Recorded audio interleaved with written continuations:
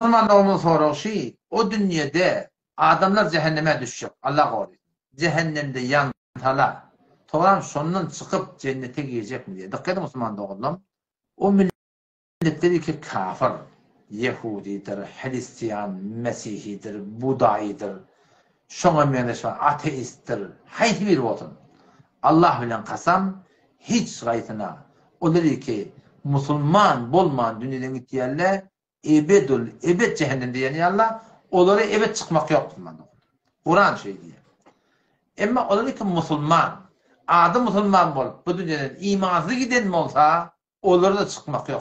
Hudaýa katyn. Emma ady musulman bolup, haýsy günäkärçilikler bilen dünýeden imanly giden bolsa, şu günäsiniň barabarına yana bir şey ahir tagaman onu Hudaý Taala ulata ewliýalaryň şefaatine, peýgamberleriň şefaatine, haýsy bir adama ýarşylyk edilmez şoň şefaatine ulata öz farlyny tarşyryjy cehennemden çykarjak. Nehre hayat ba, şu nehre hayatı şola çimjekler çykjaklar, kulli beden daplar täzelenjekler, diňe bir alamat magnaýlaryna galjak. O da şu cehennemiň alamaty diýe, onda barahym adamny tanyjaklar, her cehennemde ýalanlar diýip, onun Hudaý Taala doga etjek diýär Rabbella, munna aýyrsan diýip, Hudaý Taala onda şu turatyndan aýyrjak diýip Müslümanlar.